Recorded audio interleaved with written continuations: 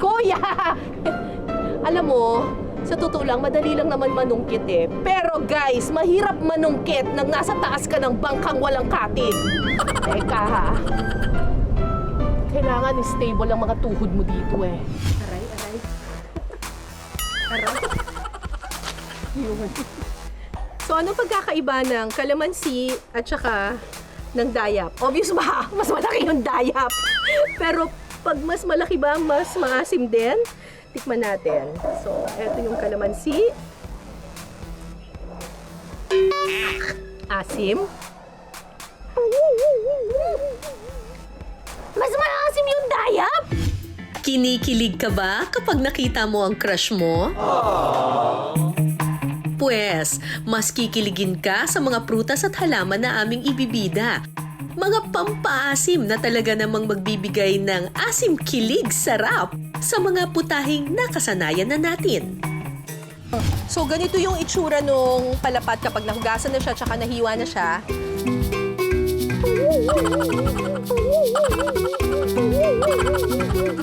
Asim nga! Panalo, no?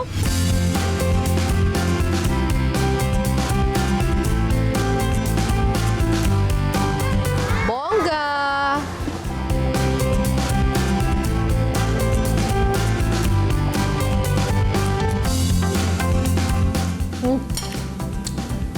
Ito okay ang lasa nito. Lasang-lasa mo yung dayap. Pakikiligin rin kayo ng sparkle hunk na si John Vic de Guzman. Masusubok ang kanyang lakas at diskarte sa pangunguha ng kakaibang prutas na pampaasim.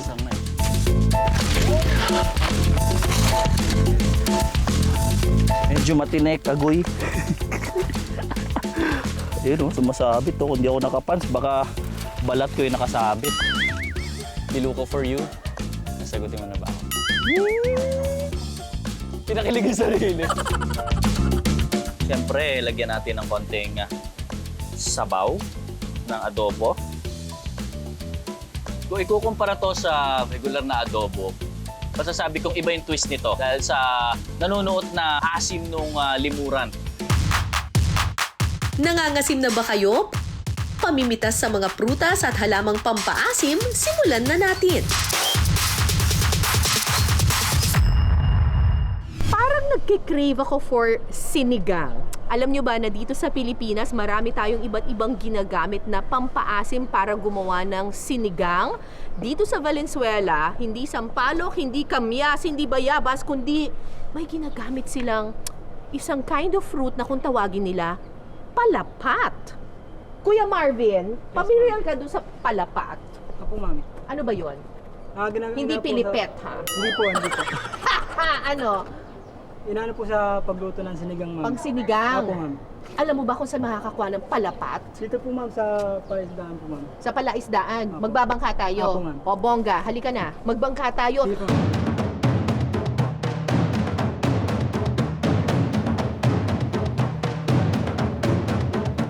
Ay, ito ang dadami! Ganito lang po, ma'am. Parang kasagit mo siya, ma'am. Oh. Ganun lang. Tapos hihigitin. Apo.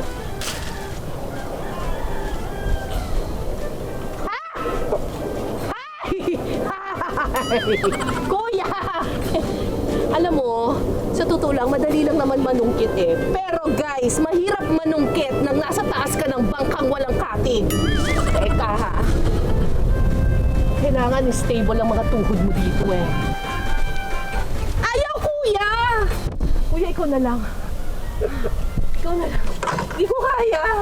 Di ko kaya. Mga abot na lang ako dito. Matangkad naman ako. Sige, buga. Dito na lang ako. Mamimitas na lang ako. Ah! Mas madaling mamitas eh. Yo! Tama mo, kuya. Dami ko lang nakuha ah. Pagod na ako. 10, 11, 12, 13, 14, 15. 15 pa lang ang nakuha natin. Makakaasim na ba yan? Sige, ready tayo. Nakakakilig nga raw ang asim na dulot ng palapat sa paborito nating sinigang. Pero kung may pang-asim na, ano naman kaya ang masarap na isigang? Hulihin na natin yan! Isa sa mga bagong tourist attractions dito sa Valenzuela ay ang Tagalog Fishing Village. Ang espesyal sa lugar na ito, hindi lang sila nagpo-promote ng turismo, pinopromote din nila ang pangangalaga sa kalikasan. Ecotourism, kumbaga, kasi nakikita nyo naman, talagang isang malaking palaisdaan ito na marami raw mahuhuling mga iba't ibang isda. Kaya yan ang gagawin natin ngayong araw. Kasama ko dito si Kuya Lester at manghuhuli kami ng isda. Ano bang mga isda ang makukuha natin dito? Ano ma'am, mga tilapia po, bangus. Tilapia tsaka bangus. Akasya ba sila dito?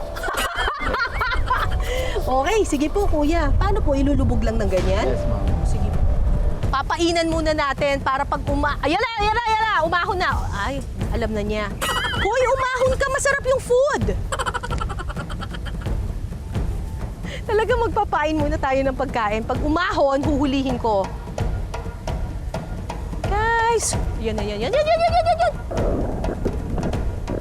Ayun! Wah! Wait lang! Kuya, game! Ayan na yan. Yahoo! I got one! Nagpahuli na siya talaga. Thank you! Tilapia, check. Palapat, check. Ano pa ba ang hinihintay natin? Eh di magluto na tayo. Ito po yung palapat, di ba? Paano niyo po pinaasim to? Bali, hugasan natin siya. Hugasan lang. Tapos, Iwain, tapos pakukuluan natin pala ng puti. gaano katagal palalambutin? 20 minutes lang. 20 minutes lang. So, ganito yung itsura nung palapat kapag nahugasan na siya tsaka nahiwa na siya. Yung lasa niya maasin. Asim nga. Ang asim Panalo, no? Maasim siya na meron may fruity flavor. So, magiging ganito yung itsura niya. Ayun, kapag napakuluan ng 20 minutes. Ayan, kumukulo na. Bongga! Oh, ano na gagawin? Ilagay natin yung gulay. Lahat ng Sitaw. gulay, Sitaw, Sabay-sabay na lang, ganun na Sabay-sabay, lang. Para Ganun na lang mabilis, talaga. Para mabilis. Para mabilis. Eh, hulog-hulog lang lahat. Yan. Uy, sayang.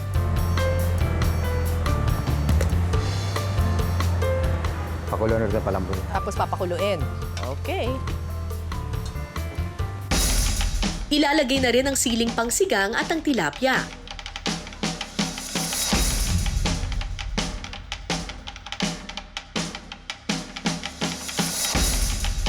Muli itong pakukuluan. At saka titimplahan ng patis. Sunod na ilalagay ang onion leeks at syempre, hindi kumpleto ang sinigang kung walang kangkong. So, hintayin lang natin na maluto ng Maluto kaunti yung kangkong. yung kangkong. Tapos na, okay na yan. Tapos, okay na. Apo. Huwag ninyo masyadong gagalaw-galawin yung tilapia kasi maselan siya, Apo, no? madudungin. Madudurog, oo. At pagkatapos ng isang kulo, yan na! Pwede na. Pwede na. Pwede na. Okay.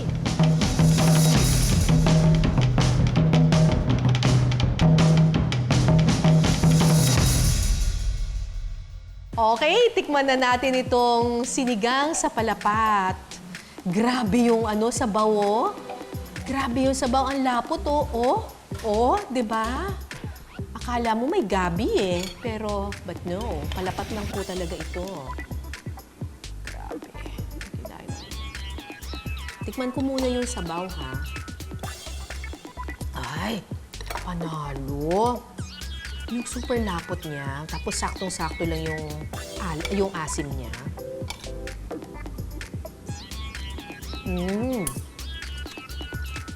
Perfect yung pagkakaluto dun sa tilapia. Hindi pa siya nagdurog-durog. Saktong-sakto lang. Yung palapat, hindi siya kasing asim ng sampalok. Saktong-sakto lang. Medyo fruity yung flavor niya. Panalo. Okay siya. Sarap. Very refreshing. Saktong-sakto yung alat.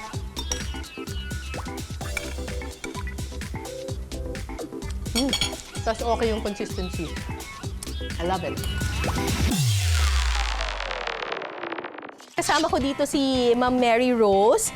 Magluluto siya ng sinigang sa palapat gamit ang hipon. Pinakuluan ko po, tapos sinala ko po. Yun po yung Ilang piraso po ng palapat? mga depende po sa dami ng pero ito po, 10 piraso lang po. Basta 10 piraso.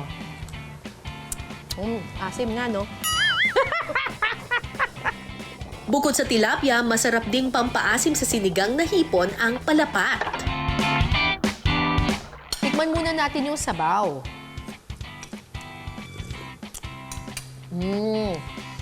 Hindi siya kasing asim ng mga ibang sinigang. Very, very subtle lang yung asim niya. Siguro kapag dinagdagan ng mas marami pang palapat, baka mas magiging maasim pa siya. Well, sa bagay, depende naman kasi sa tao kung gusto mo yung maasim na ganun na asim, o yung gusto mo yung asim na parang sakto lang, refreshing. Pero sakto yung pagkakaluto dun sa hipon. It's not overcooked. At saka crunchy pa rin yung yung mga vegetables.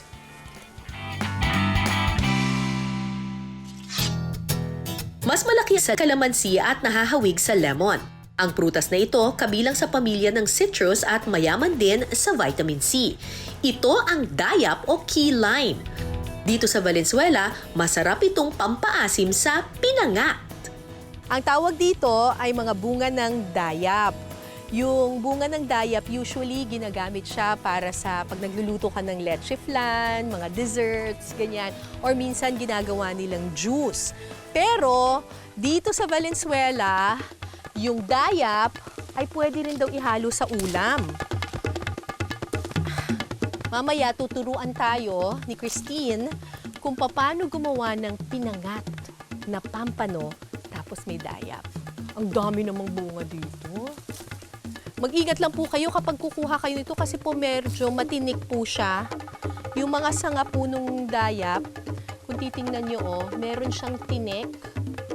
Ayan meron siyang mga maliliit na tinik-tinik. Kaya ingat lang kapag kumukuha pag pumipitas ng dayap. Marami na siguro to. So anong pagkakaiba ng kalamansi at saka ng dayap? Obvious ba? Mas malaki yung dayap. Pero pag mas malaki ba, mas maasim din? Tikman natin. So, eto yung kalamansi. Asim. Mas maasim yung dayap! Pinangat na pampano sa dayap, paano kaya lutuin at ano ang lasa? Abangan mamaya. Samantala, isang athlete at kapuso hanggang magpapakilig sa atin. Ang Ginoo mula sa Laguna, meet John Vic de Guzman. Ganyan-ganyan mag-isip yung mga mahihinang nilalang. Kasama siya sa afternoon prime series na Abot Kamay na Pangarap. Gumaganap siya bilang Doc Ken Prado, isa sa mga mahuhusay na doktor ng Apex Medical Hospital. Pero ngayon, hindi siya mag-oopera o manggagamot. Nasaan ka na nga ba ngayon, John Vic? Hello mga kapuso, usapang asim. Pampaasim. Hindi ako yan ha. Alam ba, Miss Cara, meron kaming pambato dito sa Laguna na pampaasim. Hello kuya, I'm John Vic de Guzman. Ano bang kailangan suotin bago tayo kumuha ng sinasabi nilang prutas? Tama-tama yung kasuotan nyo na naka-long sleeve, din pants. Dahil ang limuran ay matinik po. Bukod nga pala sir sa kasuotan nyo, kailangan din natin na mag-gloves.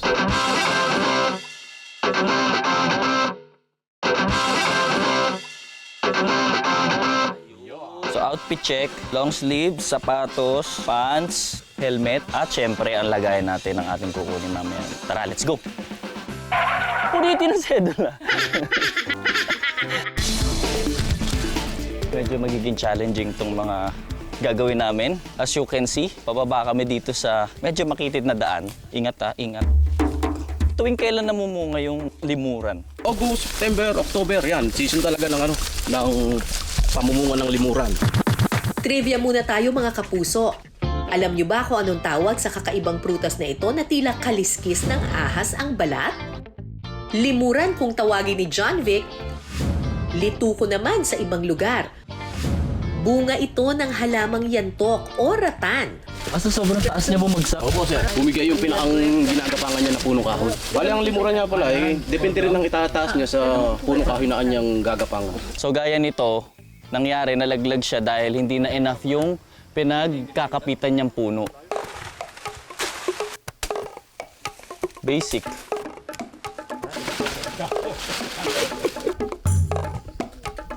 Parang kumakain ng santol, ganun yung lasa niya. Pero mas maliit lang. Kasi sa santol, may maasim, may matamis. But eto, maasim lang siya. Masarap din naman.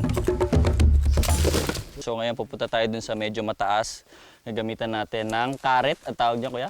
Halabas sir, halabas. Halabas na dinugtong natin sa kawayan para maabot natin yung medyo matataas na part ng limutan. Limuran. Limuran pala, limuran.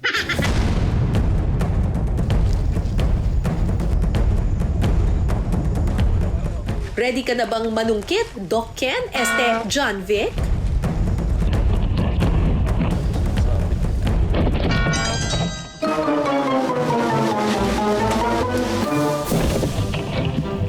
So ayan guys, sa pagkuha ng limuran, especially ganito kataas, kailangan dun sa parang pinagkakapitan ng mga prutas niya. Pag ganun, kung paano ka magtaga ng limuran sa baba, ganun lang din. Much better, bibiglain mo siya para yung talim kumapit agad dun sa katawan ng ano. Tapos try natin ulit.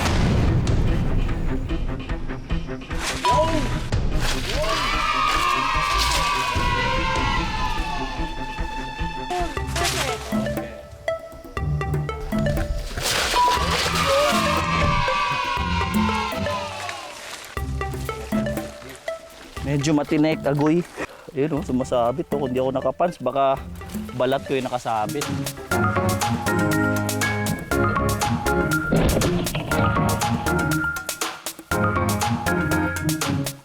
Tanggalin mo natin yung mga tinik kasi masakit.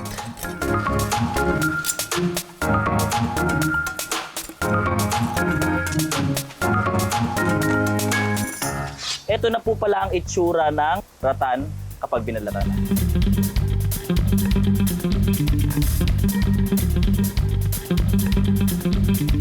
Magigisa muna po tayo.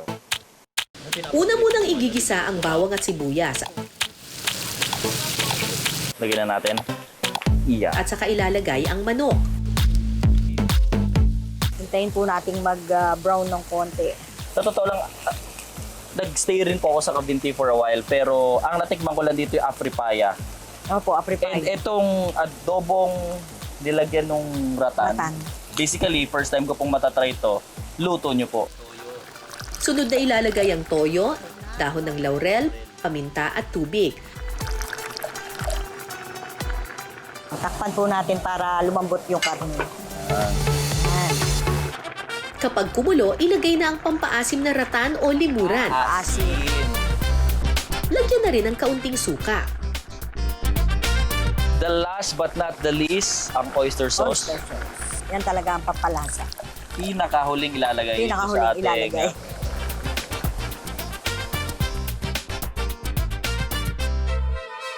Ito na ang inadobong manok sa ratan.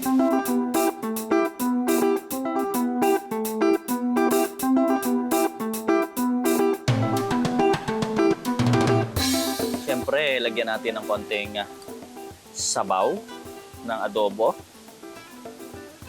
Kung ikukumpara to sa regular na adobo, masasabi kong iba yung twist nito dahil sa nanunuot na asim nung limuran. And parang may aftertaste siya na maasim-asim na hindi mo masyado malalasahan yung suka. So mas maganda subukan natin with kanin naman. Alam mo guys, napaka-worth it itong lasa ng adobo kasi bago makuha tong ratan or limuran, sobrang masukal pa yung pinasok namin na lugar. Well, for me, sa dami ko natikman na adobo, napakasarap nung adobong may kasamang limuran.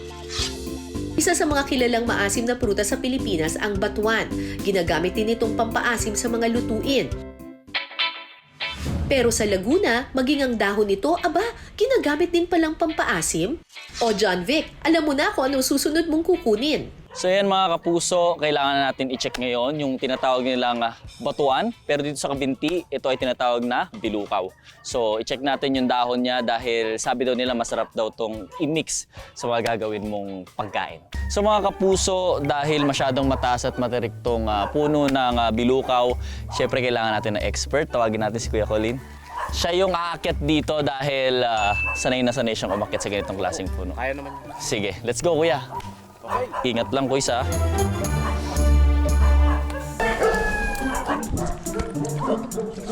Oo nga.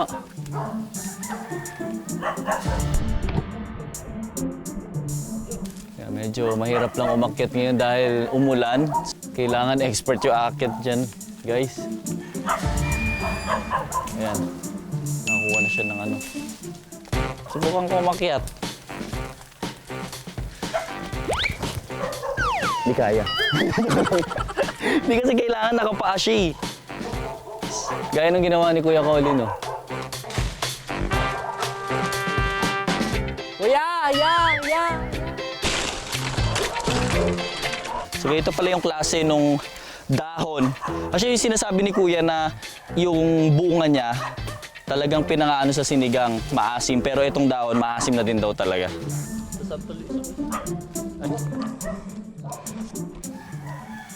Galing ni Kuya. So ano pa hinihintay natin? Tara na, gamitin natin doon sa lulutuin natin. Masarap daw ipansahog sa ginataang sugpo ang dahon ng bilukaw o batuan.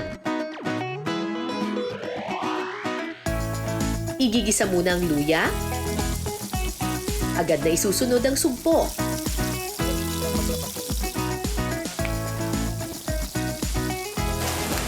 Kailangan maging orange lang na color niya. Timplahan ito ng asin. Ilagay na ang dahon ng batuan Tikman natin kung maasim nga. at kalahating gata.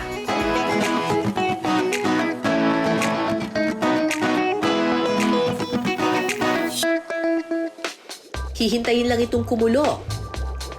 Pagkatapos kumulo, ibuhos na ang natitirang gata at timplahan na ng mga pampalasa.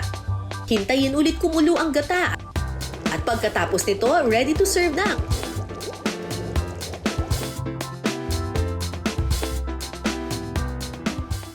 Siyempre, lalagyan natin ng konting gata. Ito yung masarap eh.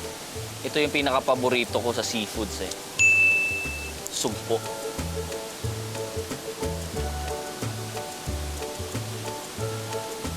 Masarap talaga siya pag may konting kanin. Sobrang nanonood yung lasa ng gata. And yung aftertaste na medyo maasim-asim, yun yung dahon ng bilukaw. First time kong makatikim nitong ginataang hipon sa bilukaw, I'm sure magugustuhan to ng iba. So kung ako tatanungin, papaulit ko tong ipaluto sa mga pamilya natin dito sa Kabinti and syempre sa bahay. Sasuggest ko to kasi masarap.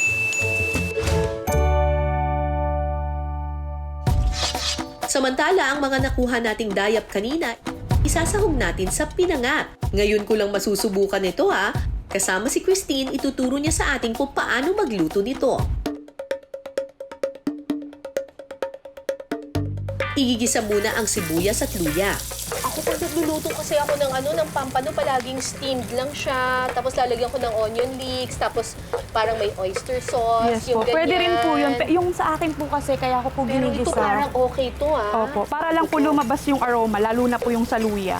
Okay. Konting mantika lang naman po. Pwede pala yung pinangat sa sa pampano. Sunod na igigisa ang kamatis at saka ilalagay ang pampano. Sunod ko na rin po, ma'am, yung tubig. Tubig. Tsaka yung mga pampalasa po.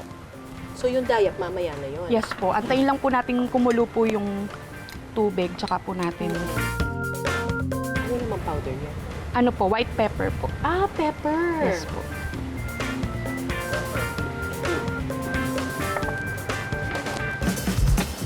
Ayan, kumukulo na. Kapag kumulo na, pwede nang ilagay ang dayap. Siguro po 2 piraso po itong nagamit ko dito. Patang siling pangsigang.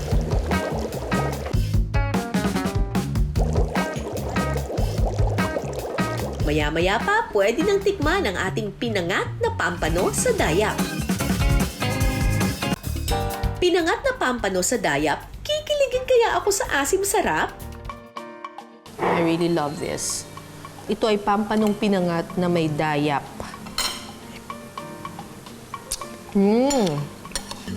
Masarap to. Lasang-lasa mo yung dayap. Actually, 2 dayap lang yun na piniga niya. Very refreshing. Lasang-lasa mo yung sibuyas, yung kamatis, yung asim mula doon sa dayap. Panalo to. I love this. Gagawin ko to sa bahay.